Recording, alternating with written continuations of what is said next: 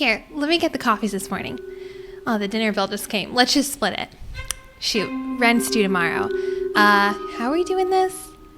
The first vendor payment for our wedding is due? What are we doing here? Finances in a relationship. What a necessary but also awkward and taboo topic. I'm Kimmy. I'm 29 years old. I just got engaged. And welcome to On Our Way, a channel where we talk about navigating careers and life through the lens of being women. Today we're talking about managing finances in a relationship from the first few exciting dates all the way through marriage, including the dreaded P word, prenup. There isn't a right or a wrong way to go about this. No 6-step guide. I'm just going to talk through some of the schools of thought that I've seen and hopefully create a place where it's not taboo to talk about this stuff and the nuances that being a woman often brings to the discussion. To give you some background, my partner and I have been together for about 5 years and lived together for 3 years. I've always been pretty comfortable talking about finances, but moving in together and then more recently getting engaged is when I realized I need to more deeply examine how I view finances in a relationship and what dynamics I want to foster and what I want to maybe kind of catch myself on. That's when I started turning to friends and being like, how the heck do you guys do this? And some people were really open, thank you. And others were a little judgy and a little closed off, like, why are you asking this? Let's get rid of that stigma. The more we talk about and demystify the different ways to manage money in relationships, the more empowered we'll feel to make informed financial decisions. So let's dive right in. Starting from the top, when do you even start talking about this stuff? All the research that I've done has said try to bring it up early. It might seem a little awkward, but transparency and communication are the building blocks of any relationship, so you want to build that foundation early on. Now, of course, this doesn't mean necessarily asking how much they make on a first date, but instead starting a little slower. For instance, you can kind of start to get a sense of how they grew up and maybe how their view of money was developed at an early age. For instance, were they kids that just got free reign of their parents' credit cards, or did they have a SAL allowance? Did they have a job when they were younger? You can kind of start to piece it together. You can also start to get a sense of what someone values financially, and maybe that they really like to travel and use their money there, or treat themselves and take themselves shopping, save for a car, a down payment, and so on. I personally prescribe to bringing up finances early and often and whenever it's on your mind, and that way you can have time to, marinate and talk to each other about it and frankly change your minds before those big conversations happen. The first step, I think, is bringing up how much you each make from your salary, and then from there you can dive into how much you save. And this could be months or years apart. I know my fiance and I think brought up how much we each make, and then months later it was kind of what do our savings look like. We did a full level setting of finances before we moved in together, or really before we started looking at apartments together. And what that looked like for us was we each came prepared to a conversation with a spreadsheet of what are all of our accounts, how much is in each, what our debt looks like, to kind of get a fuller picture of what our net worths are. And that way we could more realistically plan for not only rent, but also what kind of trips do we want to take? Do we want to start saving for something big like a down payment or a car, and so on? Viewing money as a means to an end, the end being what kind of lifestyle you want to live, rather than the end itself, I think kind of takes some of that stress of, oh, you have debt here, or oh, I don't have as much in savings as you do, or whatever that is, out of it, because that's not the end. The end goal is, where do we want to live, or where do we want to travel to, or do we want a car? That's the end that you guys are working towards. That activity for me really felt like it set the groundwork of we are a team in finances, because like I said, we can plan more realistically and we're working towards those goals together. It also made conversations of like, how do we split rent, or how do we split expenses a little easier, because we were both very transparent, and what do we bring to the table when it comes to money? And what can we realistically contribute? Now, I'll be honest, it did take me a little bit of time to feel comfortable with things not being split 50-50, given that my fiance does make more than me.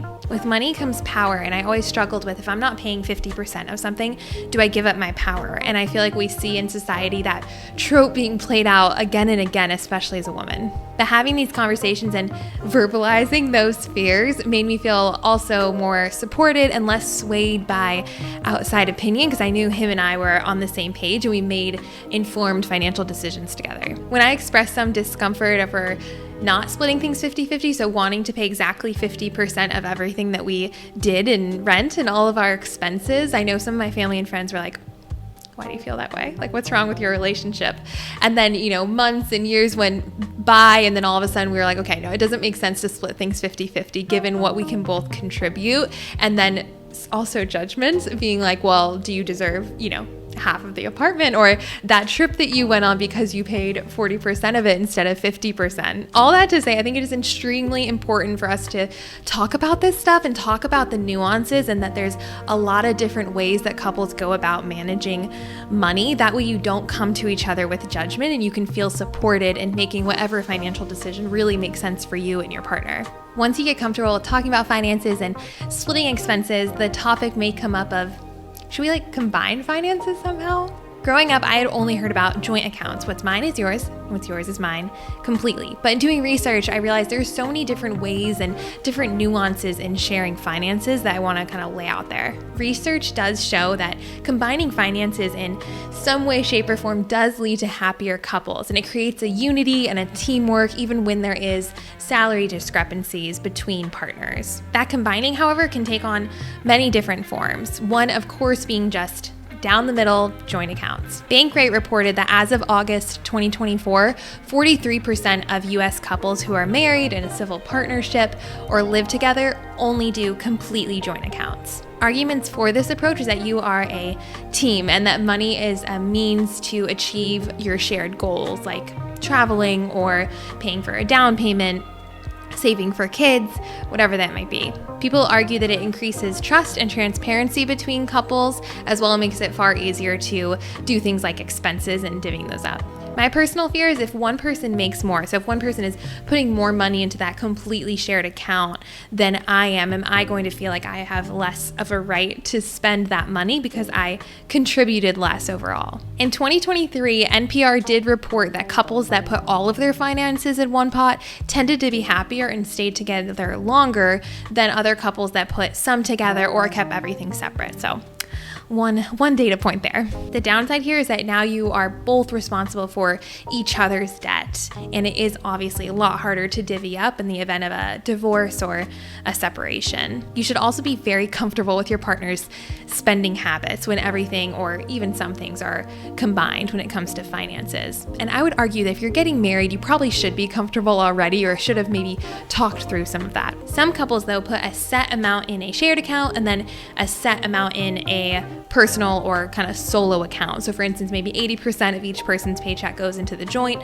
and then 20% goes into a one separate account for, personal discretionary spending, whether that's on themselves to treat themselves or, buy a gift for their partner or whatever. You can still have that shared account, but you can also still maintain a little bit of financial freedom with this approach. With this approach, it would minimize some of that guilt of I'm using more than my share to spend on myself or maybe get a gift for my partner. Bankrate reported that as of August 2024, 34% of couples have a mix between shared and separate accounts. And last but not least, some couples don't have any joint accounts.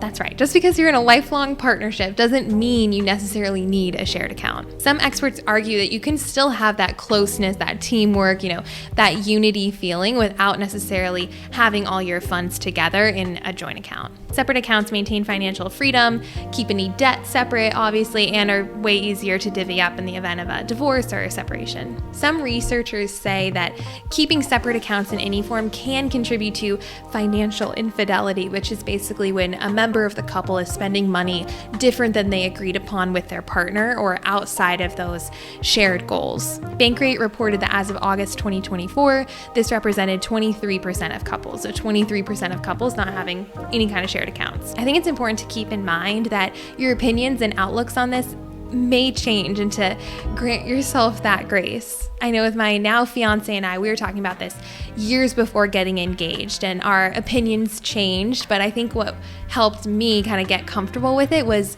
over time talking it out, not being like, oh crap, we're getting married, like what are we gonna do? Most importantly, keep in mind that you do not have to do what everyone else is doing.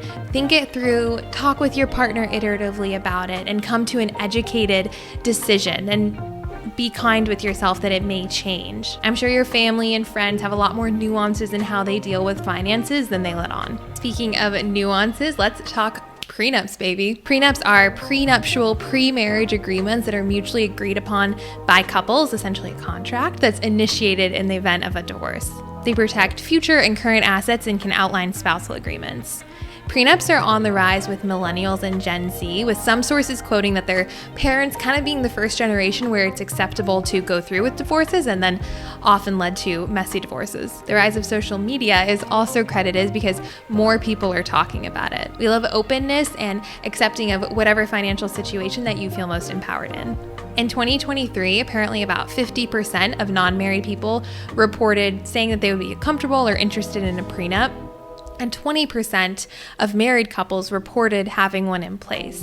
I was surprised at how high this number was, considering I still feel like it's kind of a taboo topic with some hushed tones when it's brought up in groups. And doing some research, I found some interesting arguments both for and against that I thought would be helpful to outline. Like everything I've talked about, I'm just laying out different schools of thought so people hopefully feel like the topic is a little bit less off limits, and they can form their own opinion rather than just doing what they feel is normal or what they think their friends and family are doing. I've heard that you take out insurance on your home, why not take out insurance on your marriage? And similarly, prenups are agreed upon usually before getting married, so while you're engaged, so in a much more loving time than in the turmoil of divorce. Some folks note that this can be assurance that while you are in the marriage, you aren't worried about what it would look like if that were to dissolve financially.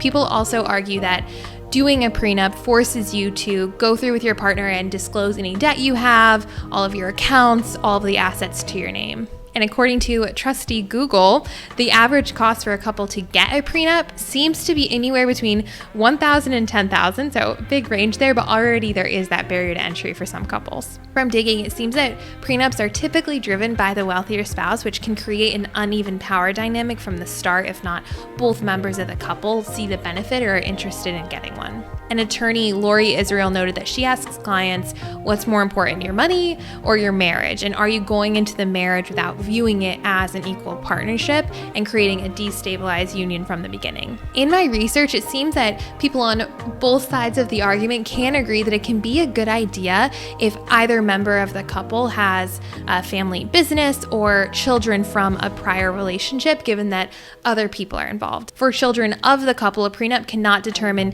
visitation, child custody, or child support. From my research, a judge would need to decide that during the divorce. I was curious to see if there was any link between couples reporting having higher happiness and having a prenup, and it doesn't seem like there's conclusive research. The only conclusive research here is that couples who communicate tend to have stronger and longer lasting relationships. And I understand that communication as either for or against a prenup. I don't think it matters which way it is as long as you guys arrive at it together. Talk to your partner, legal counsel, family or friends that won't come to the conversation with judgment, and decide what's right for you and to set up your marriage for success. This is not legal or financial advice by any means, just what I've pulled from research and want to share to make the topic hopefully a little bit less taboo. Overall, what has really helped me get more comfortable with these nuances when it comes to relationships and finances, watching YouTube videos, reading articles, finding podcasts, talking to family and friends, and that speak openly about the pros and cons for both sides, from splitting rent to having joint or shared accounts. That way I can come and make the most informed decision for myself. I'm not for or against any of this. I'm not pro joint account or pro prenup. I'm for building a relationship with your finances and with your partner that you feel secure and empowered in. I hope you got from this that it's okay to be in a happy relationship and still be navigating some of these nuances. There's no right or wrong way to do this, just what makes sense for you and your partner. Thank you so much for watching. Please like and subscribe, as well as leave any advice or questions you have when it comes to navigating finances in a relationship in the comments down below. The more we unpack these tough topics, the more informed financial decisions we'll all be able to make as we continue on our way.